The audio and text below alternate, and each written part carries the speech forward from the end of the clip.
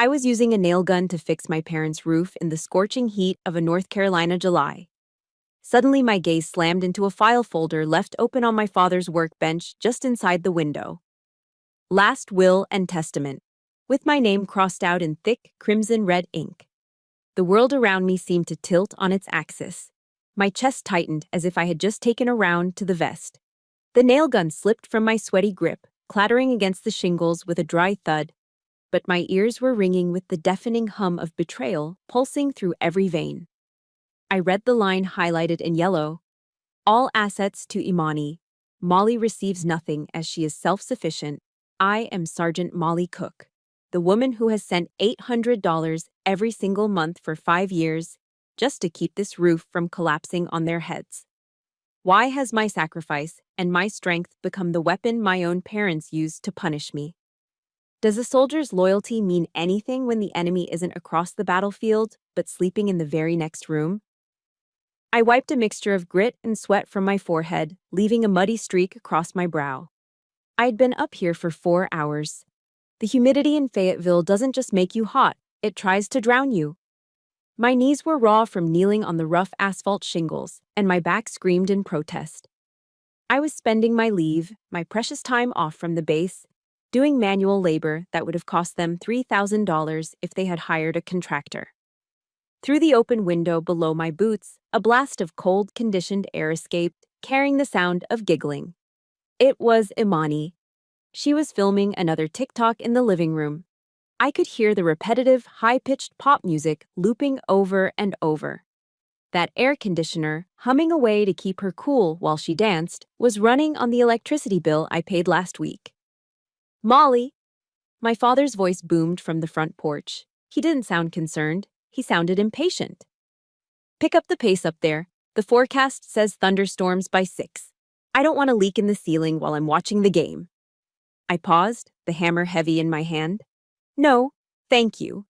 "No, do you need water?" Just a command. Richard Cook sat in his rocking chair, likely nursing his second beer of the afternoon, acting like the foreman of a job site where I was the unpaid intern. The disdain in his voice was clear. To them, I wasn't a daughter. I was a utility. I was an appliance that fixed things when they broke and dispensed cash when they were broke. My throat felt like I had swallowed sandpaper. I climbed down the ladder, my boots heavy, needing water before I passed out. I walked into the house, and the temperature drop was instant. It felt good on my skin, but the atmosphere inside froze my blood. I walked past the kitchen table to grab a bottle of water, and that was when I saw it properly. The folder. It was lying on Dad's cluttered desk, right next to his empty beer cans. It wasn't just a draft. It was notarized. I walked over, my hand trembling slightly, not from fatigue, but from a rising cold dread. I read the handwritten note in the margins. It was my mother's handwriting, loopy and decorative, the same script she used for church potluck labels. "Molly has the army to look after her. She's strong. She doesn't need the help." I stood there, paralyzed. For 5 years, I've lived in a cramped apartment off base. I drove a 10-year-old truck with a rattling transmission. I ate ramen and chow hall food so I could send home $40,000. $40,000. I missed nights out with my squad. I took extra duty shifts. I did it because I thought we were a team. I thought I was securing our family home. But I wasn't. I was renovating Imani's future house. I was building a nest for a cuckoo bird that had never worked a day in her life, while I was being erased from the future because I had the audacity to be successful. I grabbed the folder. The paper crinkled under my grip. I walked into the living room and threw it onto the coffee table. The thwack sound was loud enough to cut through the noise of Imani's phone. Dad looked up from the TV, his eyes narrowing not with shame, but with the irritation of a man whose privacy had been breached. Mom walked in from the kitchen, wiping her hands on a dish towel. "What is this?" I asked. My voice was dangerously quiet. Mom didn't even flinch. She launched into the script I'd heard 1,000 times, weaponizing her faith like a bayonet. "Don't be selfish, Molly," she said, her voice dripping with a sickly sweet condescension. "Look at you. You are a sergeant. You have a pension waiting. You have the government, your sister. She's delicate. She needs security. Delicate, I repeated. She's 22, Mom. She's not disabled. She's lazy. Judge not, lest ye be judged, Mom snapped, her eyes hardening. The Lord teaches that the strong must carry the weak. You are being blessed with strength, so you must bear the burden. Why are you so greedy? Why do you want to take from your sister? They were looking at me like I was the villain. They were punishing me for my discipline. Because I woke up at 0500 every day, because I polished my boots, because I served my country, I deserved nothing. Because Imani slept until noon and quit every job after 2 weeks, she deserved everything. I looked at Imani. She was lounging on the sofa, popping a bubble with her gum. She didn't look up from her screen. You're making a scene, Molly, she said, her voice flat and bored. It's just money. You always make everything so dramatic. It's just money. That sentence was the click of the safety coming off. Something inside my chest, the part of me that was still a desperate little girl wanting her parents' approval, finally died. It was replaced by the cold steel resolve of an NCO. I didn't scream. I didn't cry. I straightened my back, my posture shifting into the rigid stance of a soldier on review. Understood, I said. The word hung in the air, heavy and final. If I am an outsider in this will, then I am an outsider in the bills. What does that mean? Dad asked, finally sitting up. It means the contractor just quit, I said. I turned on my heel and marched up the stairs. I didn't pack everything. I only took what I could carry in my assault pack. My uniform, my laptop, my dignity. It took me exactly 5 minutes. As I walked back down the stairs, ignoring the stunned silence in the living room, I headed for the front door. If you walk out that door, you're ungrateful, Mom screamed after me, her voice rising to a shrill pitch. After everything we did to raise you, do not come back here, Molly, do you hear me? My hand hovered over the doorknob. Her words tried to claw me back, tried to plant that seed of guilt they had watered for 26 years. I need to know I'm not crazy for doing this. If you have ever felt punished just for being the strong one in your family, please hit that like button to stand with me. And drop a walk away in the comments if you think I am making the right choice. I tightened my grip on the handle. I opened the door. The heat of the afternoon hit me again, but this time, it felt like freedom. I didn't look back. I stepped out and I let the door slam shut on the life I used to know. I sat on the floor of my cramped one-bedroom apartment near Fort Liberty, surrounded by the few boxes I had managed to take with me. The air smelled of stale coffee and dust, a sharp contrast to the lavender-scented, air-conditioned lie I'd left behind at my parents' house. But this air was mine. I opened my laptop. It hummed to life, the fan whirring loudly in the quiet room. This was no longer just a computer. It was my war room.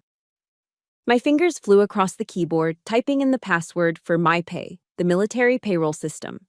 The screen loaded, displaying the breakdown of my hard-earned salary. I navigated to the Allotments tab. There it was, sitting at the top of the list like a parasitic leech attached to my bank account.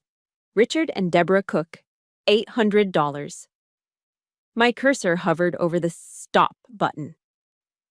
For a split second, my hand froze. A lifetime of conditioning washed over me. I heard my mother's voice in my head, preaching about honoring thy father and mother. I felt the phantom weight of guilt, the terrifying thought that I was abandoning them. But then, the image of that file folder flashed in my mind. I saw the red ink crossing out my name. I heard the sound of Imani giggling while I sweated on the roof. I didn't just click the mouse. I struck the enter key with the force of a hammer strike. Processing. Updated. The line item vanished. The $800 was back in my column. I didn't stop there. I opened a new tab. USAA Bank. I pulled up the bill pay section. Duke Energy, Spectrum Internet, the Fayetteville Water Department. Each utility account was linked to my checking account on auto draft. I went down the list with the efficiency of a sniper taking out targets. Unlink account. Confirm. Remove payment method. Confirm. Cancel autopay. Confirm. With every click, I felt a physical sensation of lightness, as if heavy chains were snapping off my wrists one by one. I wasn't just cutting off the money, I was performing surgery to remove a malignancy that had been feeding on my future for 5 years. Then, I waited. I expected the explosion to be immediate, but for the first 24 hours, there was nothing. Then, 48 hours. Then, a week. 2 full weeks passed in absolute silence. No one called. No one texted to ask if I'd found a place to sleep. No one asked if I was safe. The silence was louder than any screaming match. It confirmed the darkest fear living in the pit of my stomach. They didn't miss me. They didn't care that I was gone. They assumed I was just throwing a temper tantrum, that I was pouting, and would eventually come crawling back to resume my duties as the family ATM. I checked Instagram from a burner account. Imani was posting daily. There was a photo of her hand holding a venti Starbucks cup with the caption, "Slow living, manifesting abundance." She was wearing a new pair of designer sunglasses. She was burning through the cash I had sent the previous month, completely oblivious to the financial hurricane that was currently brewing just off her coast. Their ignorance was truly breathtaking. Then came the 15th of the month, the day the bills were due. I was cleaning my service rifle at my kitchen table, the smell of CLP oil filling the room, when my phone vibrated against the wood. It was Dad. My heart gave a stupid, hopeful little jump before I read the preview. There was no "hello," no "I love you." The text read, "Internet is down. Did you forget to update the card? I'm missing the second quarter of the game." I stared at the screen, and a dry, bitter laugh escaped my throat. The sheer audacity of this man. He had kicked me out, disinherited me, and told me I was ungrateful, yet he still considered my payment of his internet bill as reliable a natural phenomenon as the sunrise. He wasn't worried about me, he was worried about missing a touchdown. I picked up the phone. I didn't type a paragraph. I didn't try to explain my feelings. I treated it like a tactical response. I typed, "I didn't forget. I just don't live there anymore. Ask the future owner of the house, Imani, to pay it." I hit send. The reaction was nuclear. Within 30 seconds, my phone began to buzz violently, dancing across the table. First, a text from Dad in all capital letters. "You are an ungrateful brat. Do you want your parents to rot? Turn it back on now." Then, a call from Mom. I declined it.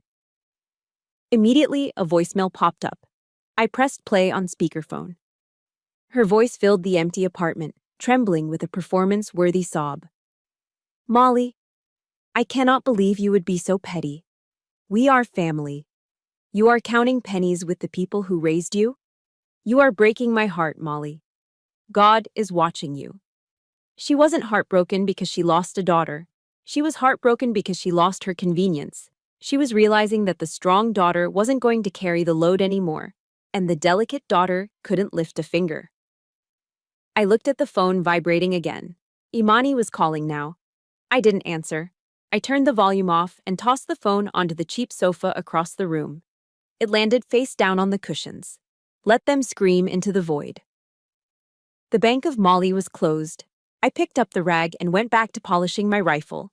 The silence in my apartment returned, but this time it didn't feel lonely. It felt like victory. But looking at that phone, seeing the relentless stream of notifications lighting up the room, I knew this was just the opening skirmish. I had cut their supply lines. Now, they were going to get desperate. And desperate people are dangerous. They didn't stop with the silence. When the silence failed to bring me crawling back, they changed tactics. They decided to lay siege to the only thing I had left, my reputation. It started with a notification on my phone, then another, then 5 more in rapid succession. I opened Facebook and my stomach turned. My mother, Deborah, had started sharing articles, not just random news, but specific weaponized links with titles like "The Sin of Abandonment," "When Children Forsake Their Elders," and "Honoring Thy Father and Mother," a commandment, not a suggestion. She wasn't tagging me directly. That would be too obvious. She was tagging my aunts, my uncles, and her church friends in Ohio and Virginia. She was building a narrative. She was painting a picture of a destitute, heartbroken couple abandoned by their cold-hearted soldier daughter. Then came the message from Aunt Sarah. Molly, I just saw your mother's post. She told me you cut off your father's medicine money. I didn't know the army taught you to be cruel. How do you sleep at night? My hands shook as I held the phone. Medicine money? I paid the internet bill, the water, the electricity. Dad's VA benefits covered his prescriptions. They were lying. They were systematically dismantling my character to everyone we knew. They knew I valued honor above everything else, so they decided to attack the very thing that made me a soldier. It was a level of cowardice I had never seen, even in basic training. I didn't reply to Aunt Sarah. Whatever I said would just be twisted. I blocked her. Then, the strategy shifted again. Good Cop entered the chat. A text came through from Imani. The tone was completely different from the dismissive girl chewing gum a few weeks ago. Hey sis, I'm sorry if I upset you. I know things are tense. I stared at the screen, waiting for the hook. It came in the next bubble. But listen, we have a real emergency. Dad's back is really bad again. He can't pick up any shifts at the warehouse. We just got the notice for the property taxes. It's $3,500. If we don't pay by Friday, the county puts a lien on the house. Please, Molly, just this once. Don't let us lose the house. $3,500. A massive sum. And the excuse? Dad's bad back. The same bad back that miraculously healed whenever his buddies came over to watch football or go fishing, but flared up the moment a job application appeared. Imani was trying to pick my pocket using pity. She was counting on my savior complex. She thought if she dangled the threat of foreclosure, the threat of losing the home I had spent 5 years saving, I would panic and pay. I typed my response slowly. I let the anger sharpen my focus. You are 22 years old, Imani. You have 2 working arms and 2 working legs. McDonald's is hiring starting at $15 an hour. I hear they have flexible shifts. I hit send. The mask fell off instantly. The sweet sister vanished. You are such a bitch, her reply came through seconds later. You think you're better than us just because you wear a uniform? You're just jealous. You're jealous because Mom and Dad love me more than they ever loved you. Keep your dirty money. I read the text twice, because Mom and Dad love me more. It felt like a knife twisting in my gut, but strangely, it was also cauterizing the wound. She'd said the quiet part out loud. It wasn't a suspicion anymore. It was a confirmed kill. I didn't have an obligation to finance a love that excluded me. I remembered the story of Jesus in the temple. He didn't gently ask the money changers to leave. He made a whip of cords and drove them out. Sometimes anger isn't a sin. Sometimes anger is holy. It is the only appropriate response to injustice. I took a screenshot of her text. Click. Evidence. I went to sleep that night feeling a strange, hollow peace. But the enemy wasn't done. The next morning, I was drinking black coffee when my banking app notification chimed. I opened USAA. There was a pending money request from Deborah Cook. Amount, $3,500. Note, family obligation. They were trying to force my hand through the banking system. They thought I would be too ashamed to reject a formal request from my mother. They were banking on my weakness. I stared at the red button on the screen. Decline. My thumb hovered over it. If I pressed this, there was no going back. This wasn't just saying no, this was a declaration of war. I pressed it so hard I thought I might crack the screen. 5 seconds later. 1, 2, 3, 4, 5. My phone vibrated with a text message from Dad. It wasn't whiny. It wasn't manipulative. It was terrifying. You chose war, Molly. Don't blame us for what happens next. I am coming to you. The blood drained from my face. He wasn't just typing from his recliner anymore. He was mobile, and he was angry. I'm sitting here staring at that threat, and my hands are actually shaking. I need to know I have backup out there. If you believe I did the right thing by hitting that decline button, please smash that like button right now so I know I'm not alone. And drop a stand your ground in the comments if you've ever had to block a toxic family member. I stood up and walked to the door, checking the deadbolt. Then I checked it again. The digital war was over. The physical one was about to begin. 0500 hours. The world outside my window was still pitch black. I was sitting on the edge of my bed, tightening the laces of my running shoes for morning PT. The rhythm of the morning was the only thing keeping me sane. Right foot, left foot, loop, swoop, and pull. Then, the silence shattered. It wasn't a knock. It was a bombardment. Someone was hammering on my front door with a fist heavy enough to rattle the frame. The doorbell began to ring incessantly, a shrill, continuous scream that pierced my eardrums. My heart rate spiked from 60 to 100 in a single beat. I didn't freeze. I moved. I crossed the small living room in 3 strides and pressed my eye to the peephole. What I saw made my blood run cold. It was the nightmare I thought I had left 3 hours away. My father, Richard, was red-faced and pounding on the wood. My mother, Deborah, was standing behind him, wailing loudly enough to wake the dead. Imani was leaning against the wall, looking bored but expectant, like a vulture waiting for roadkill.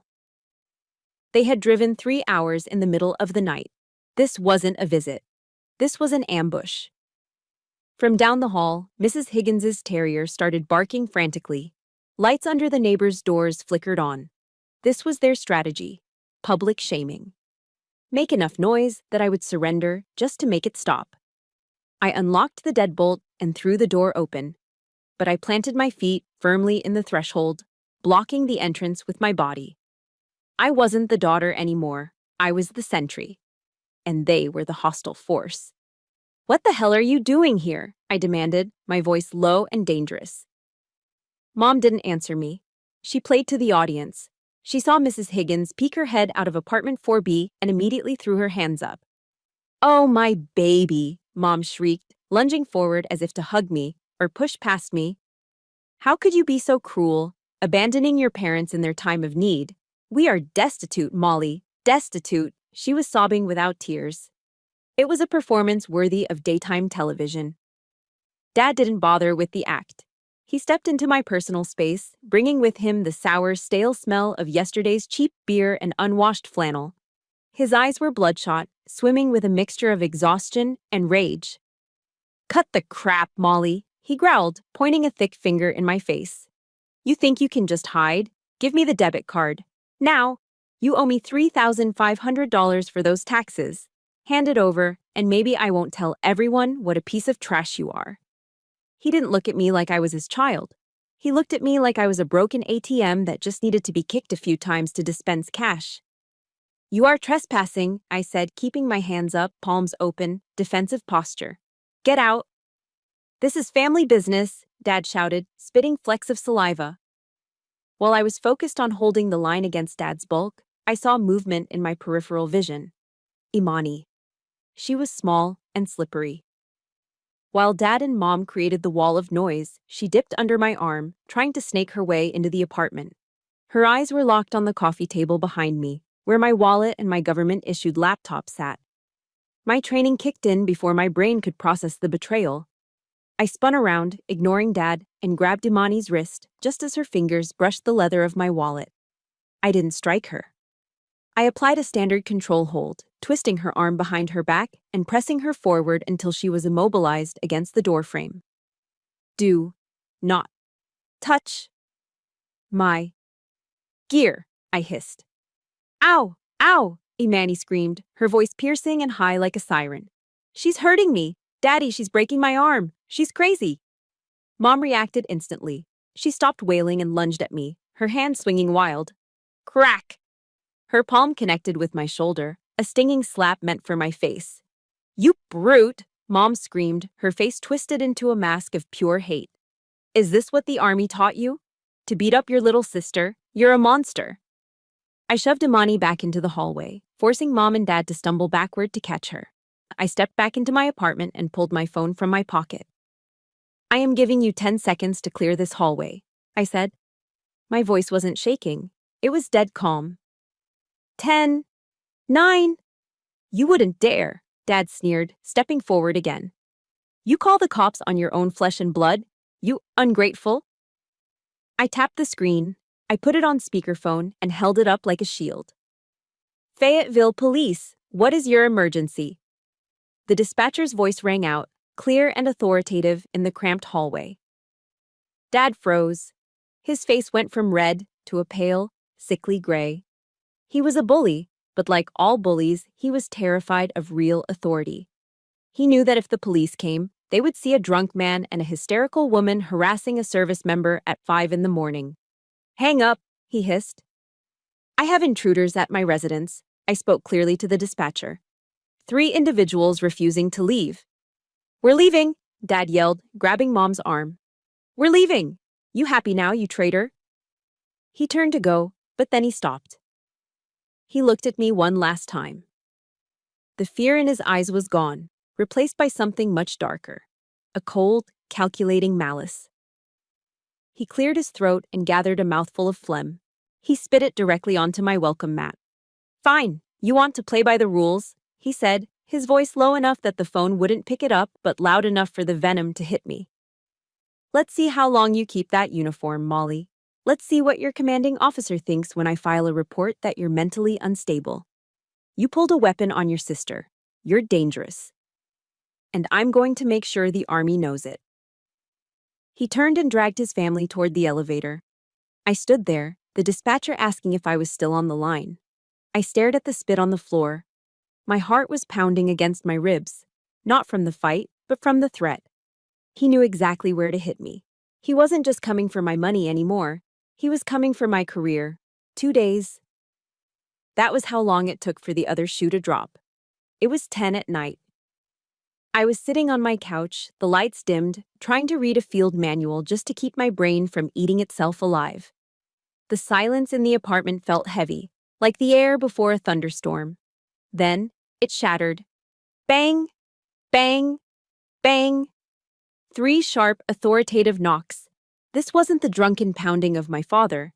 This was the rhythmic, practiced knock of law enforcement. My stomach dropped through the floor. I walked to the door, my socks sliding on the laminate. I didn't ask who it was. I checked the peephole. The hallway was distorted by the fisheye lens, but the uniforms were unmistakable. Standing under the fluorescent light were a Fayetteville police officer, and behind him, 2 military police officers, MPs. My heart stopped. The local police were bad enough, but MPs? That meant my command was involved. That meant this wasn't just a domestic dispute anymore. This was official military business. "Sergeant Cook," a voice boomed through the wood.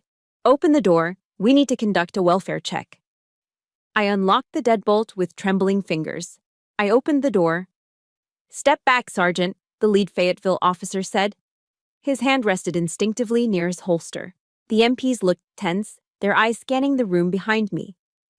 "Is there a problem, officer?" I asked. I tried to keep my voice steady, the way I would during a briefing, but I could hear the tremor in my own throat. "We received a credible report from your family," the officer said, stepping into my living room without waiting for an invitation.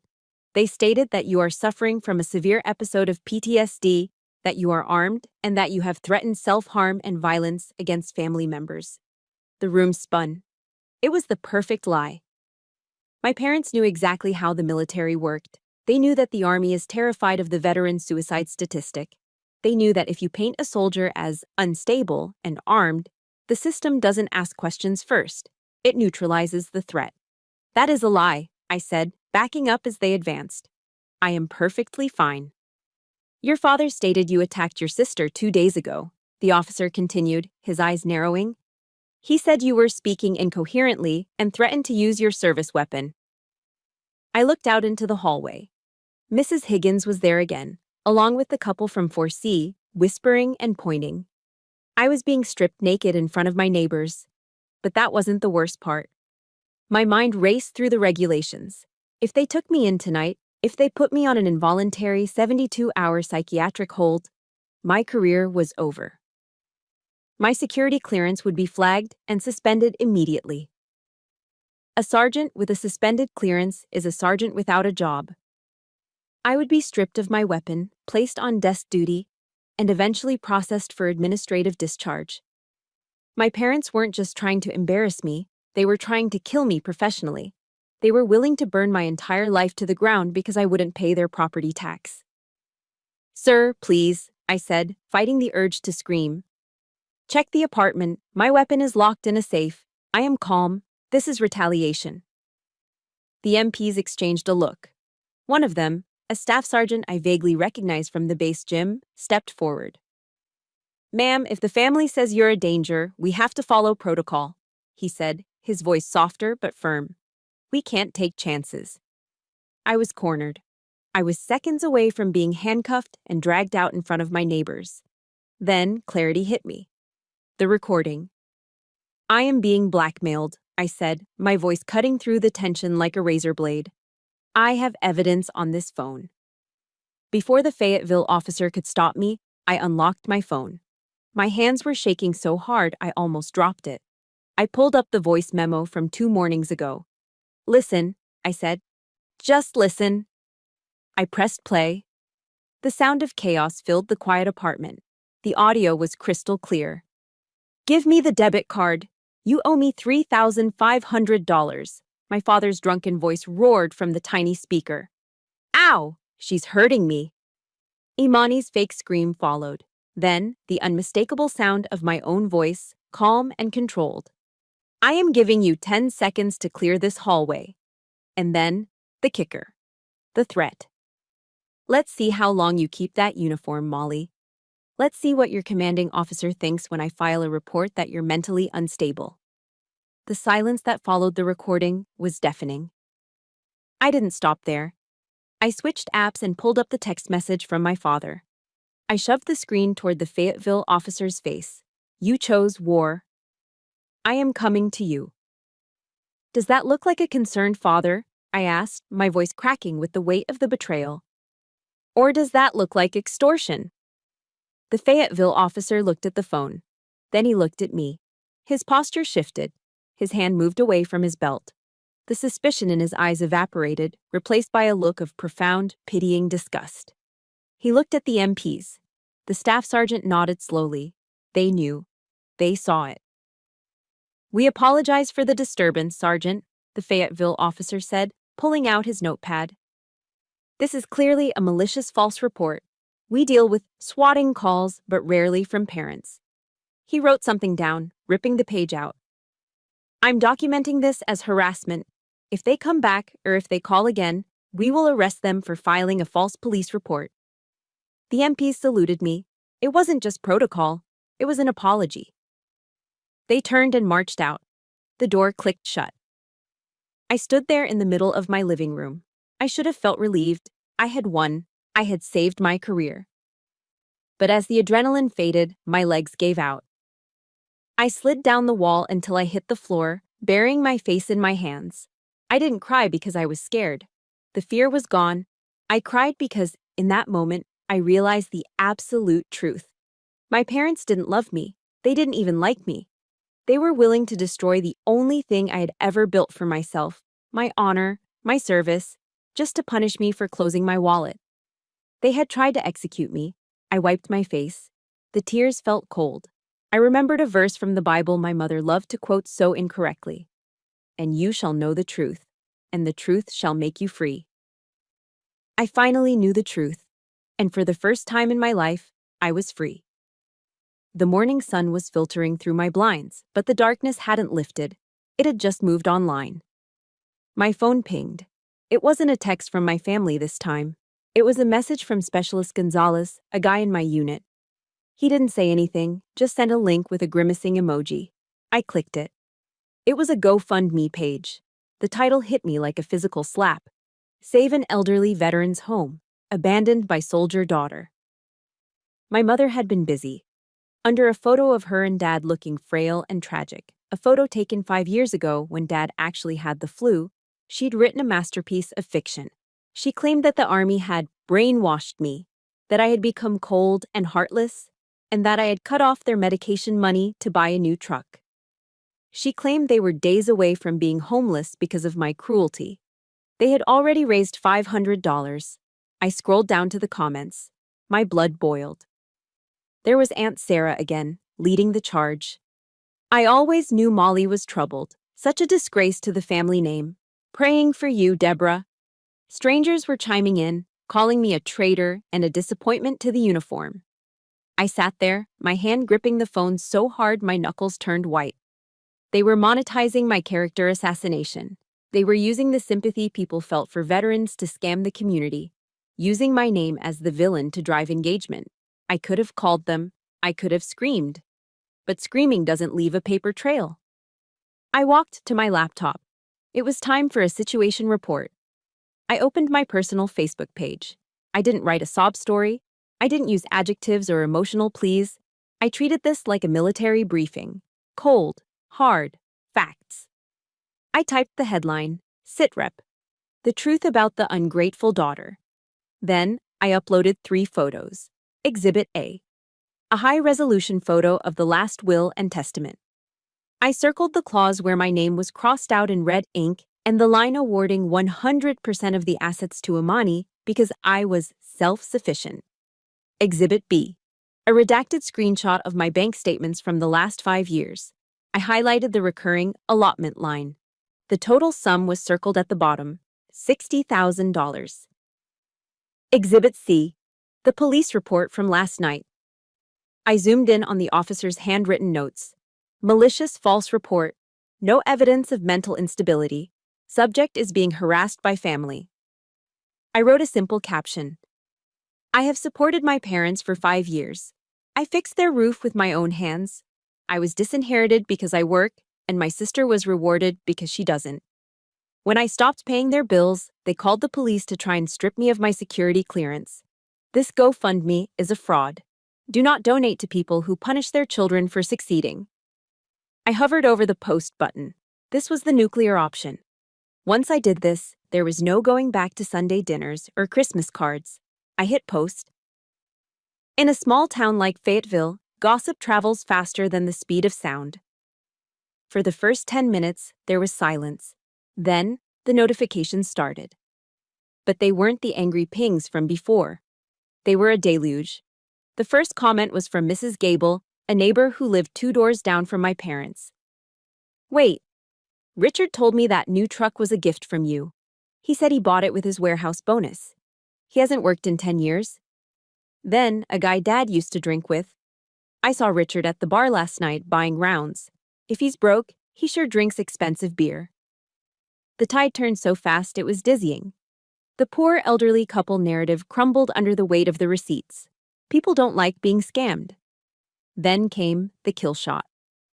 Pastor Jenkins, the head of the church my mother attended every Sunday to show off her hats, commented. His profile picture was smiling, but his words were Old Testament fire. Deborah, I am looking at these police reports. God sees all, and so does this community. You are bearing false witness against your own child. Take this fraudulent page down immediately, or do not return to my congregation on Sunday. It was over. The highest moral authority in their world had just publicly condemned them. 20 minutes later, the GoFundMe link went dead. Page not found. My phone rang. It was Dad. I didn't answer. I let it go to voicemail. A minute later, the notification popped up.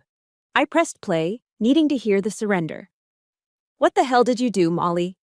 His voice was slurring, trembling with a mixture of booze and genuine fear. Mrs. Gable just spit at me in the driveway. The pastor called the house. You killed us, Molly. Everyone is laughing at us. How could you do this? He still didn't get it. He thought he was the victim because he got caught. I didn't reply. I posted one final status update. Mission accomplished. Please do not use family for profit. I am done. I turned off my phone. I walked over to the sliding glass door and stepped out onto my tiny balcony. The air was crisp. The sky was a brilliant, piercing Carolina blue. I took a deep breath, filling my lungs with oxygen that finally felt like it belonged to me. I had lost my family, yes, but looking at that sky, I realized I had regained something much more valuable. I had my honor back. And for the first time in 26 years, the war was over. I had won. 2 months had passed since the truth bomb exploded, and the fallout had settled into a thick, suffocating gray dust. My apartment was quiet, abnormally quiet. For 5 years, my life had been a cacophony of demands. The phone ringing with requests for money. The text messages guilt-tripping me about missed birthdays or broken appliances. The chaotic noise of my family's drama. Now the silence was so absolute I could hear the hum of the refrigerator from the bedroom. You would think I would be relieved. I had cut out the cancer. The surgery was a success. But nobody tells you about the phantom pain. I found myself picking up my phone, staring at the black screen, waiting. Waiting for what? An apology? A scream? Even a curse word would have been better than this.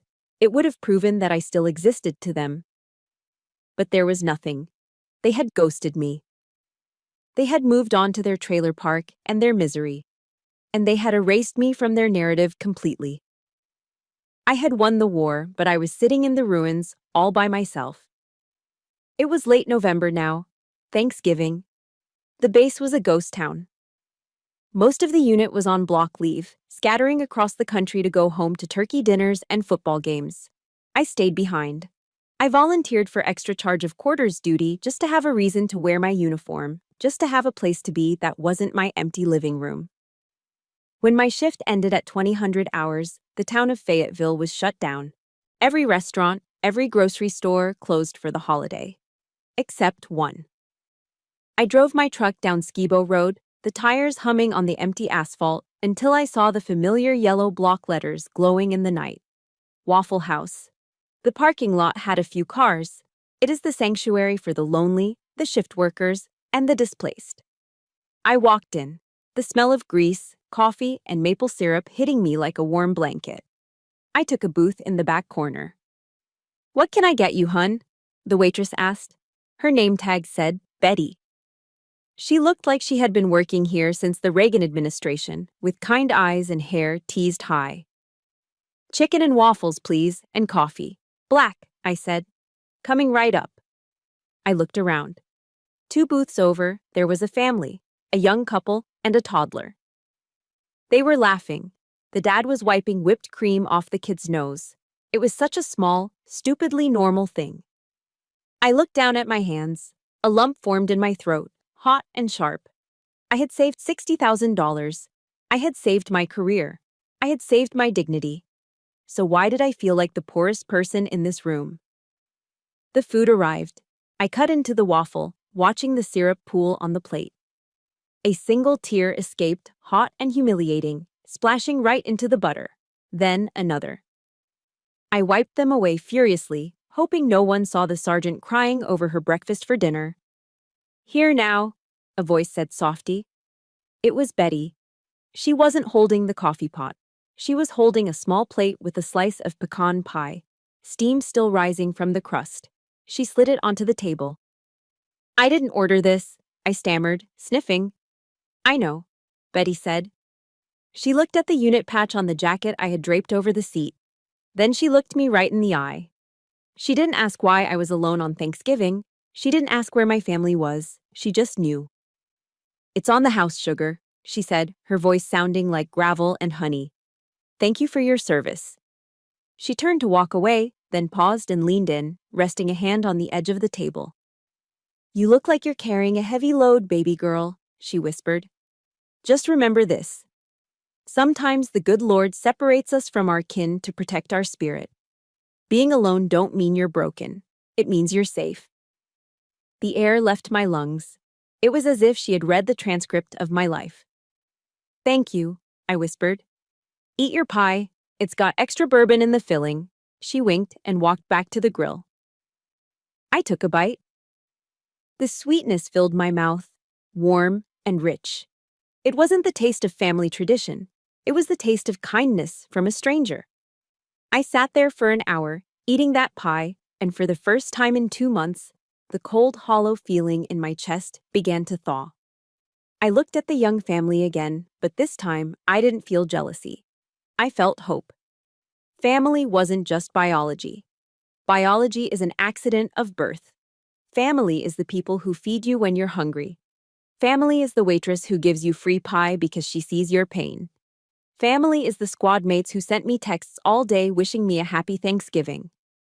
I pulled my phone out of my pocket. I opened the contact for Dad, then Mom, then Imani. I didn't stare at them with longing anymore. I didn't feel the urge to call and beg for a scrap of affection. I felt protective of the woman sitting in this booth. I needed to keep her safe from them. I tapped the screen. Block caller. I did it again. Block caller, and again. Block caller. I put the phone face down on the table. Goodbye, I whispered to the empty seat across from me. I hope you find peace, but I'm going to find mine right here. I took a sip of the bitter black coffee. It tasted better than any Thanksgiving wine I had ever had. I wasn't just full, I was free. This was the hardest holiday of my life, but also the most important one. Loneliness is a heavy price to pay for peace, but I promise you, it is worth every penny. If you have ever had to spend a holiday alone to protect your mental health, please hit that like button so we can support each other. And drop a peace over drama in the comments if you chose yourself this year. I left a $20 tip for Betty, put on my jacket, and walked out into the cool November night. The silence wasn't scary anymore. It was just quiet, and I was ready to start filling it with something new. A few days after the silent Thanksgiving at Waffle House, the unit returned from block leave. The barracks were loud again, filled with stories of turkey comas, football arguments, and mothers who cooked too much. I usually tuned it out, keeping my head down and my focus on the mission roster. Cook! A heavy hand landed on my shoulder, nearly knocking the clipboard out of my grip. I turned to see Staff Sergeant Martinez grinning at me. Martinez was a tank of a man, built like a linebacker with a laugh that could rattle windows. I heard a rumor, he said, leaning in. Word is you spent the holiday pulling extra duty and eating diner food. Is that true? I stiffened, my defensive walls instantly going up. I just wanted the hours, Martinez. It's not a big deal. It is a big deal, he interrupted, shaking his head. Maria is making her famous tamales this weekend, her abuela's recipe. If I don't bring you over, she's going to kick my butt. You're coming, Saturday, 1800. Don't make me give you a direct order. I opened my mouth to make an excuse, to say I had laundry, or I was tired, or simply that I preferred my solitude. But then I looked at him. There was no pity in his dark eyes, just genuine, stubborn camaraderie. He wasn't asking because he felt sorry for the orphan soldier. He was asking because we were battle buddies. Okay, I said, my voice softer than I intended. I'll be there. On Saturday evening, I pulled up to Martinez's house. It was a modest single-story ranch, smaller than my parents' house, with a tricycle overturned on the front lawn and a slightly overgrown hedge. As soon as I opened the front door, I was hit by a wall of sound and smell. It was chaos. Beautiful, unscripted chaos. There were 3 kids running loops around the living room, screaming with delight. 2 golden retrievers were barking and skidding on the hardwood floors. The air smelled thick with cumin, chili powder, and slow-roasted pork. Molly! A woman I had only met once at a unit Christmas party came rushing out of the kitchen. Maria didn't offer a handshake. She pulled me into a hug that squeezed the air out of my lungs. She smelled like corn masa and expensive perfume. I am so glad you came. Martinez told me you've been working too hard, she said, pulling back to look at me. You look skinny. We need to fix that. For the next 2 hours, I sat in their kitchen, surrounded by noise. Martinez's parents were visiting from Texas. His mom kept piling tamales onto my plate faster than I could eat them. His dad, a quiet man with weathered hands, kept refilling my iced tea. Here is what didn't happen. No one asked me how much money I made. No one hinted that the roof needed fixing. No one asked for a loan. No one compared me to a sibling. They just wanted to know if I liked spicy salsa. They wanted to tell me funny stories about Martinez falling out of a tree when he was 6. They wanted me to be there, simply because I was Molly. After dinner, the noise inside reached a fever pitch as the kids started a pillow fight. I stepped out onto the back deck to catch my breath. The night air was cool, smelling of pine needles and damp earth. The sliding door opened and Martinez's father, Papa Martinez, as the kids called him, stepped out. He was holding 2 cold modelos. He handed one to me and sat down on the bench nearby. We sat in silence for a moment, listening to the crickets. Jose tells me you had to cut some dead wood from your life, he said.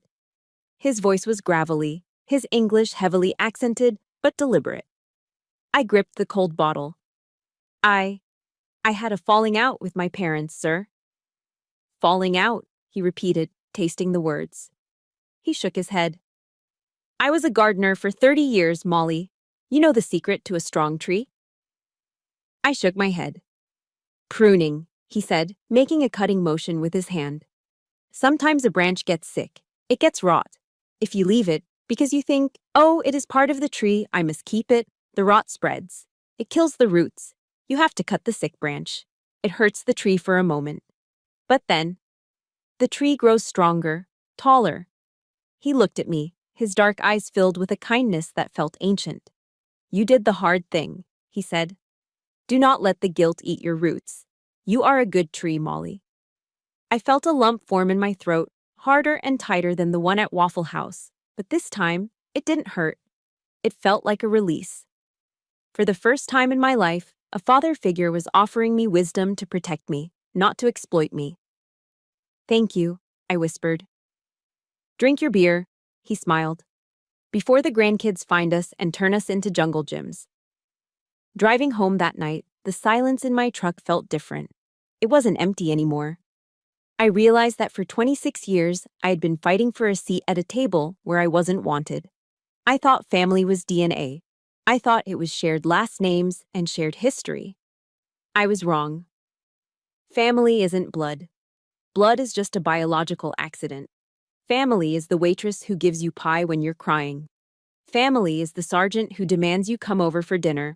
Family is the old man on a porch who tells you that it's okay to protect your roots. I had lost a toxic family, yes, but in the process, I had found a tribe.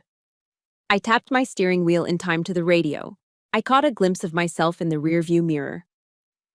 I wasn't the tired, angry soldier anymore. I was smiling, a real, genuine smile that reached my eyes. I turned into my apartment complex. The windows were dark, but inside me, the lights were finally turning on.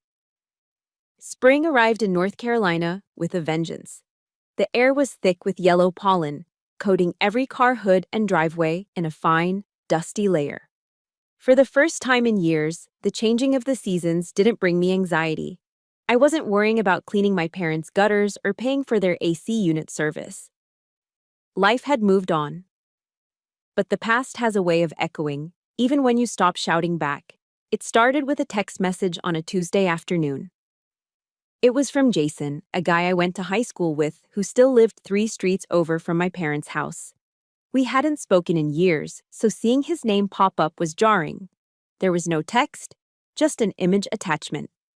I tapped the screen to enlarge it. It was a photo of 402 Oak Street, the house I had grown up in, the house where I had spent last July sweating on the roof with a nail gun. In the front yard, right where my mother used to meticulously plant her hydrangeas, stood a large white sign with bold red lettering. Bank foreclosure. Auction pending. I zoomed in on the photo. The grass was knee-high. The shutter I had fixed was hanging crooked again.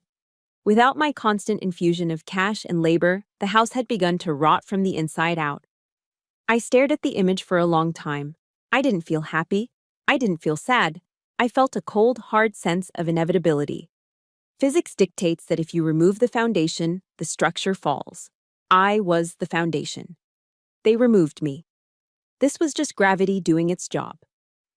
Without my $800 a month, plus the emergency cash infusions for medicine and groceries, they hadn't lasted 6 months. My curiosity got the better of me. I admit it. I wanted to see the wreckage. I logged into my burner Instagram account, the one I used to keep tabs without engaging, and navigated to Imani's profile. The transformation was stark. Gone were the filtered photos of Starbucks cups and shopping bags. Gone were the soft life hashtags. Her latest story was a text-only rant against a black background. Need a roommate ASAP, must be chill. My landlord is a literal psycho and evicted me for no reason. DM me serious inquiries only. She wasn't living in the house anymore. The moment the ship started sinking, the rat had jumped. She hadn't stayed to help mom and dad pack. She hadn't used her youth and energy to get a job to save the family home. She had bailed. I scrolled further. There were comments from mutual acquaintances. The rumor mill in Fayetteville is efficient. My parents had been evicted 3 weeks ago. They hadn't moved into a nice apartment. They were living in a trailer park on the outskirts of town, out past the highway where the streetlights stop working. And the cherry on top? My mother, Deborah, the woman who used to brag that she was too delicate for manual labor, was now working as a cashier at the Piggly Wiggly grocery store, the same job she used to mock when I was in high school. Karma hadn't just knocked on their door, it had kicked it in. That evening, my phone rang. It was a number I didn't recognize. Usually, I let unknown numbers go to voicemail, but something, maybe intuition, maybe the lingering ghost of the daughter I used to be, made me answer. "This is Sergeant Cook," I answered, my voice professional and clipped. "Molly?" The voice was thin, raspy, and sounded 20 years older than it should have. It was my father. But the booming arrogance was gone. The threat in his voice from that night in my hallway had evaporated, replaced by a pathetic tremor. "What do you want, Richard?" I asked. I couldn't call him Dad. Not anymore. "Molly, please don't hang up," he wheezed. We lost the house. The bank took it. We're living in a trailer off Highway 87. It's not good here, Molly. The heating doesn't work right." I remained silent. I let the silence stretch out, forcing him to fill it. "Imani left," he continued, his voice cracking. "She took the car and drove to Atlanta with some boyfriend. She left us, Molly, after everything we gave her." I wasn't surprised. Imani's loyalty was a subscription service, and their payment method had been declined. "I'm sorry to hear that," I said. It was the polite, detached response you give to a stranger who tells you they have a flat tire. "Molly," he said, and I heard the desperation creeping in. "We found a better apartment, but we need the security deposit. It's just $1,200. Mom is working, and I'm applying for disability again. I swear, I promise, we will pay you back." There it was. The hook. He wasn't calling to apologize for the police raid. He wasn't calling to apologize for the GoFundMe lies. He was calling because he needed a new ATM. He thought that if he played the sad old man card, I would forget that he tried to have me arrested and discharged. I took a deep breath. I looked around my living room, my clean, quiet, peaceful living room. "You promised to pay me back?" I asked. Yes, on the Bible," he rushed to say. "Richard," I said, keeping my voice steady, "do you remember the file on your desk? The one with the red ink?" He went silent. "You wrote that I was self-sufficient," I said. "You wrote that I didn't need anything from this family, and you gave everything to Imani because she needed the help. Molly, that was just—" "No," I cut him off. "You were right. I am self-sufficient. And now you have to be self-sufficient too. I am respecting your wishes. The Bank of Molly is permanently closed." "Molly, you can't do this. We are your parents," he cried out, the anger starting to leak back into his tone, the entitlement resurfacing. "I can," I said. "Imani has the assets. Call her." I pulled the phone away from my ear. I didn't slam it down. I simply pressed the red end call button. I sat there for a moment, waiting for the guilt to hit me. I waited for the wave of shame that my mother had programmed into me since birth. It didn't come. Instead, I felt a profound sense of balance. The scales had finally tipped. They were experiencing the consequences of their own choices. It wasn't my job to save people who were determined to drown, especially when they had spent 5 years trying to hold my head under water. I stood up and walked to the kitchen to start dinner. I was making spaghetti. Just for one. And it was going to taste like justice. It was July again in North Carolina. The humidity was just as thick as it had been the day I stood on my parents' roof with a nail gun, sweating through my t-shirt. But this time, I wasn't fixing a roof for people who hated me. I was standing on the sidewalk, looking up at a small, sturdy red brick house with a white picket fence. It wasn't a mansion. It was a modest 3-bedroom ranch, tucked away in a quiet cul-de-sac. But to me, it looked like a castle. I walked up the driveway, the keys jingling in my pocket. I'd bought this place 2 weeks ago. I didn't need a cosigner. I didn't need a handout. I used my VA loan, a benefit I earned through blood, sweat, and early mornings, and I put down a down payment using the savings I had protected from my family. I unlocked the front door and stepped inside. The air conditioning hit me, cool and welcoming. It smelled like fresh paint and lemon cleaner. I walked to the living room wall. I wasn't holding a nail gun to repair a leak today. I was holding a small hammer to hang a picture. I centered the frame. Tap, tap, tap. It wasn't a picture of Richard, Deborah, or Imani. It was a candid shot taken at a backyard barbecue last month.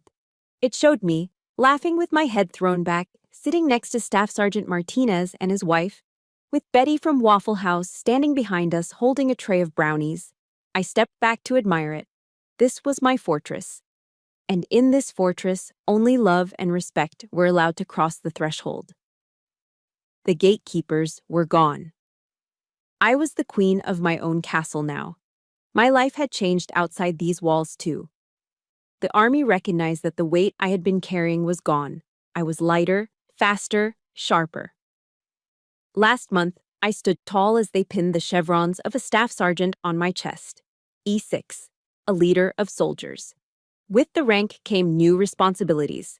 I volunteered to lead the unit's financial readiness seminars for the new recruits. Every Tuesday, I walked into a classroom full of 18-year-old privates. They looked so young, their haircuts high and tight, their uniforms stiff. But in their eyes, I saw the same fear and confusion I used to feel. I saw the desperate need to please the people back home. I stood at the podium yesterday, looking at a young private named Miller. He had asked me if he should send his entire signing bonus to his mom because she wanted a new car. I walked over to his desk, looked him in the eye, and gave him the advice that would have saved me 5 years of heartache. "Private Miller," I said, my voice firm but quiet. "Filial piety is a virtue, but financial suicide is just stupid. You cannot save anyone if you are drowning. And you should never, ever set yourself on fire just to keep someone else warm." I saw the realization hit him. I saw his shoulders drop an inch as the burden lifted. That was my legacy. I wasn't just building a career, I was building a firewall for the next generation, teaching them that no is a complete sentence and that boundaries are necessary for survival. As the sun began to dip below the pine trees, painting the sky in strokes of purple and orange, I walked out to my back porch. I sat down in a rocking chair, my rocking chair, not my father's, and picked up a glass of sweet tea. The condensation was cold against my palm. The ice clinked softly as I swirled it. I allowed my mind to drift to them one last time. I didn't feel the burning rage of the day I found the will. I didn't feel the hollow sadness of that lonely Thanksgiving. I felt detached. Like I was remembering characters from a book I finished reading a long time ago. Hate is a poison you drink expecting the other person to die. I had spat the poison out. I forgave them. Not because they apologized, they never would. And not because I wanted them back in my life. They were never getting back in. I forgave them because I refused to carry their luggage on my journey. They were the past, fading in the rearview mirror as I drove toward the horizon. I hoped they found peace in their trailer or wherever they ended up. But their chaos was no longer my climate. I took a sip of the tea. It was sweet, cold, and perfect.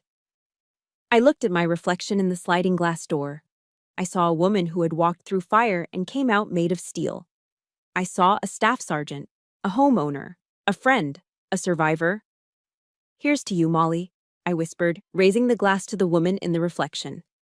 The phone in my pocket was silent. My bank account was secure. My heart was full. The war was finally over. And I had won.